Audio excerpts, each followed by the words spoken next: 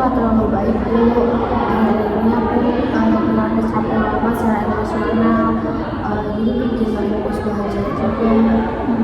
Ibu ngerasain pasti lelah banget ya saat perasaan kamu udah penuh, tapi kamu tetap harus melanjutkan aktivitas kayak biasa, apalagi sekolah.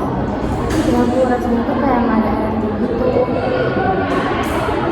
Kalau ibu dengar dari bicara dan ekspresi wajah kamu sepertinya sedang mengendam banyak hal yang membuat kamu merasa terbebani. Iya Bu, aku tuh bingung harus cerita ke siapa. Setiap kali aku pulang ke rumah, bukan yang gak tenang, tapi malah bikin stres. Boleh kamu ceritain lebih detail hal apa sih yang terjadi di rumah sampai bikin kamu stres? Di rumah itu, mama sama bapak aku tuh sering berantem. Kadang cuma perkara ngomong sekali aja mereka tuh berantem. Habis itu teriak-teriak, saling nyalahin. Tapi aku tuh suka langsung masuk ke kamar. Habis itu dengerin musik. Tapi tetap aja kedengeran. Jadi susah juga buat fokus belajar, malah jadi malas juga kalau misalnya buat buka buku. Biasanya saat pertengkaran itu terjadi, apa yang kamu lakukan? Terus gimana reaksi kamu?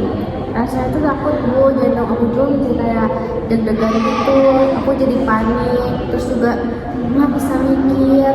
Habis itu aku juga nggak berani campur sih sama permasalahan orang tua aku kayak cuman diam di kamar sendiri. Habis itu tapi tetap aja ngaruh ke perasaan aku gitu. Kadang juga aku tuh sering banget nangis sendiri di kamar. Dari cerita kamu, sepertinya kamu ngerasa kayak rumah ini yang seharusnya jadi tempat yang aman, jadi tempat yang tenang, ini malah bikin kamu menjadi sumber stres. Itu membuat kamu merasa kayak kehilangan kendali dan hubungannya. Iya Bu, aku juga ngerasa kayak aku tuh nggak dipeduliin. Habis itu mereka juga sibuk sama emosionalnya mereka. Habis itu aku juga kadang ngerasa ada, tapi kayak nggak dianggap gitu. Terus kadang aku juga mikir, apa aku anak yang gagal ya Bu? Aku juga nggak bisa bantu apa-apa. Dari belajar juga aku tuh jadi berantakan gitu. Aku juga kadang takut nilai-nilai aku tuh takut jatuh. Tapi gimana ya Bu, otak aku tuh kosong. Perasaan gagal yang kamu rasain itu bisa muncul karena kamu terlalu keras pada diri kamu sendiri. Padahal kamu sedang berada di situasi yang tertekan, di mana kamu harus memikul beban emosional kamu, dan hal itu bikin kamu jadi nggak fokus buat ngelakuin hal lain. Kalau semisal kamu diberi ruang untuk memilih, hal apa yang bakal kamu lakukan terlebih dahulu untuk memperbaiki kondisi belajar kamu? Mungkin tempat belajar yang tenang ya Bu. Aku juga ada kepikiran kalau misalnya pulang sekolah, aku mau diam dulu di sekolah sampai keadaan rumah aku tuh udah aman, orang tua aku juga emosionalnya udah stabil. Habis itu tapi aku tuh suka mikir takut mama gak izinin, karena mama aku tuh suka mikir yang negatif-negatif gitu. Jadi sejauh ini kita pahami bersama bahwa kamu mengalami tekanan emosional gara-gara konflik orang tua, dan itu berdampak pada konsentrasi dan motivasi belajar kamu. Tapi di sisi lain kamu sudah tahu nih, sudah mencari juga apa yang kamu inginkan tentang ruang belajar yang bagaimana sih yang cocok untuk kamu, yang lebih kondusif, lebih tenang, dan itu menurut ibu sudah sangat bagus kok Tasya. Kamu bilang kamu juga ingin berprestasi, tapi di sisi lain kamu merasa bahwa gak punya tenaga, capek Bu, pusing. Ibu mau nanya, apakah kamu juga punya atau merasa ada konflik dalam diri kamu sendiri? Iya Bu, aku ngerasa kayak punya dua sisi yang ditarik-tarik gitu. Di satu sisi aku tuh pengen ngebuktiin kok aku tuh mampu, tapi di sisi lain aku juga merasa kosong gitu, gak ada semangat. Kalau misal kita fokus nih pada hal yang kamu bisa dulu nih. Hal apa sih yang menurut kamu bisa kamu lakuin mulai besok? Mungkin aku bakal coba belajar di perpustakaan karena menurut aku itu tempat yang cukup tenang dan aku juga bisa pulang ke rumah setelah emosi mama aku udah reda. Oke, kita bisa coba atur nih strategi yang sesuai sama kondisi kamu sekarang. Mungkin kayak memulai jadwal yang lebih fleksibel, yang lebih konsisten. Kamu juga bisa membuat batasan, jadi kamu bisa membagi waktu antara kamu istirahat dan menenangkan diri. Iya Bu, aku juga sadar kalau misalnya aku gak bisa kalau harus maksain terus. Aku juga pengen bisa tetap belajar dan juga tetap waras. Kalau boleh nih, Ibu kasih saran, kamu bisa kok pakai uang muka untuk kamu belajar mandiri atau di perpustakaan juga bisa. Jadi itu bisa bikin kamu punya zona tenang tersendiri juga. Kamu juga bisa manfaatin teknik relaksasi ringan kayak tarik nafas dulu sebelum belajar. Terus, kamu juga tahu nggak kalau misalnya sekolah kita ini punya program belajar mandiri di ruang BK setiap hari Rabu dan Jumat. Nah, di sana kamu juga boleh nih bisa mulai untuk daftar dan gunakan waktu itu buat kamu belajar sambil ditemani dengan suasana yang lebih tenang. Kalau kamu setuju, kita bisa mulai rencanain jadwal. Misalnya nih, hari Selasa dan Kamis kamu belajar mandiri di perpustakaan dan hari Rabu dan Jumat kamu belajar mandiri di ruang BK. Setelah itu, kita buat jurnal kecil buat refleksi dan evaluasi perasaan kamu ke depannya kayak gimana. Bagus Bu, aku suka idenya. Bisa bikin aku jadi lebih kreatif juga ya. Benar, jadi hari ini kita sudah menyepakati bersama ya. Yang pertama, kamu mengalami tekanan emosional di rumah dan juga itu mengganggu konsentrasi belajar kamu. Kamu butuh ruang yang aman, yang tenang, yang nyaman untuk belajar. Dan kita juga sudah merencanakan jadwal belajar alternatif serta teknik pengelolaan emosi yang bisa mulai kamu lakukan. Iya Bu, rasanya beban aku juga benar-benar berkurang selama ini. Minggu depan kita jadwalkan pertemuan lagi ya. Kita cek apakah jadwalnya berjalan dengan lancar, terus juga apakah ada hambatan lain saat pelaksanaan ini terjadi. Baik Bu, aku akan coba jalanin semuanya dulu ya. Makasih ya Tasya, kamu udah percaya buat cerita ke Ibu. Ibu seneng banget kamu udah mulai terbuka. Kamu jangan merasa sendiri ya, pasti kok Ibu support kamu.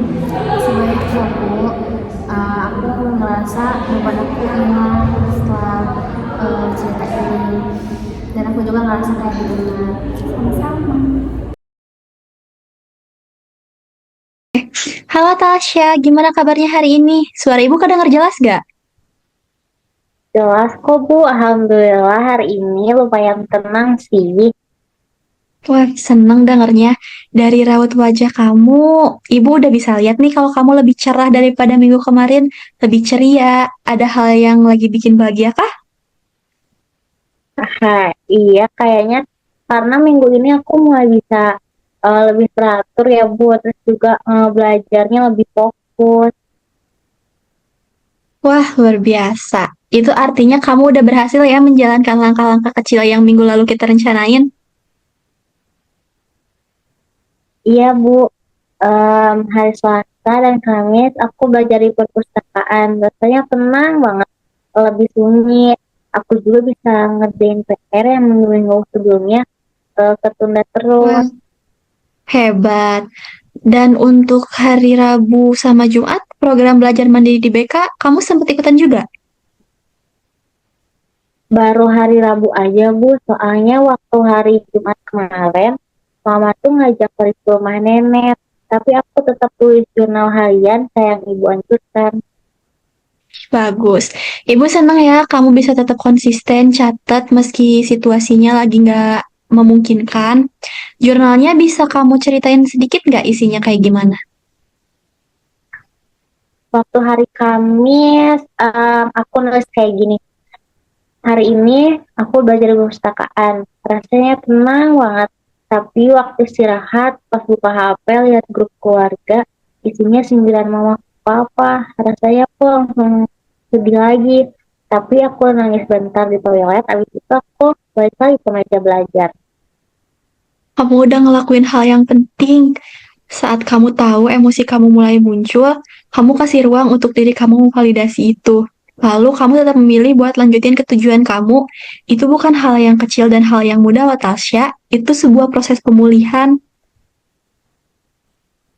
Iya Bu, dulu aku pikir aku tuh lemah karena nangis terus. Tapi sekarang aku ngerti, aku nggak harus kuat terus-terusan kan Bu. Iya, bener banget. Kamu gak harus sempurna. Kamu tuh cuman perlu sadar dan hadir untuk diri kamu sendiri. Dan sekarang kamu udah mulai ngelakuin itu. Sejujurnya, em, aku jadi lebih kenal diri aku yang sekarang. Aku juga tahu kapan aku butuh tenang, dan aku juga tahu aku nggak perlu tahan semua sendirian. Kamu tahu, itu salah satu bentuk kecerdasan emosional.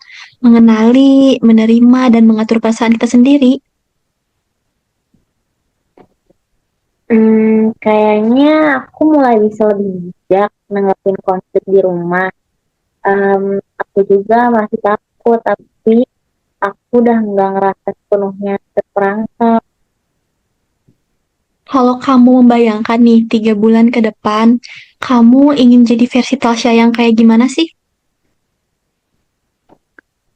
Hmm, hmm, Gimana ya? Aku pengen jadi Talsa yang tetap bisa belajar dan berkembang walaupun keadaan rumah gak berubah. Tapi aku juga pengen buktiin ke diri aku sendiri kalau aku tetap punya masa depan. Dan kamu sekarang sedang menuju ke sana. Setiap langkah kecil yang kamu ambil sekarang sedang membentuk pondasi untuk masa depan kamu. Jadi jangan pernah meremehkan usaha kecil, sekecil apapun itu. Iya, aku juga jadi ngerasa punya rumah, selain rumah fisik ya, kayak ruang seperti seperti ini bikin rasa aku juga apa kayak ngerasa dihargain gitu. Dan kamu layak untuk ngerasain hal itu loh. Kamu nggak sendiri. Kalau kamu butuh ibu, terus juga butuh teman untuk ngobrol, untuk cerita. Ibu selalu ada kok di ruang BK untuk dengerin semua cerita-cerita kamu. Makasih Bu, aku benar-benar bersyukur kamu ibu di sekolah ini. Kamu udah melakukan hal yang luar biasa sekarang. Nah, selanjutnya mari kita lanjutkan rencana minggu depan ya. Kita tetap pakai jadwal yang kemarin. Selasa dan Kamis di perpustakaan, Rabu ikut belajar mandiri, dan juga mulai rutinkan dengerin musik relaksasi 10 menit sebelum tidur. Kamu juga lanjut catat jurnal perasaan dan konsentrasi setiap hari ya. Oke Bu, aku senang ada hal yang ditunggu-tunggu setiap harinya. Dan kalau sewaktu-waktu kamu merasa butuh bicara atau butuh didengarkan, ibu pasti kok selalu siap. Kamu bisa kirim pesan lewat kayak WA atau DM ke ibu, atau misalnya kayak kemarin lagi minta tanya-tanya jadwal konseling lagi kapanpun kamu perlu itu. Makasih Bu, aku nggak ngerasa sendirian lagi. Makasih juga karena kamu udah terbuka dan berani jujur hari ini. Ibu jujur sih bangga banget sama progres kamu di minggu sekarang. Kalau gitu, di minggu ini kita cukupkan sekian dulu ya konseling kita. Sampai jumpa di sesi berikutnya di minggu depan. Sampai jumpa Bu Anissa, makasih banyak. Sama-sama.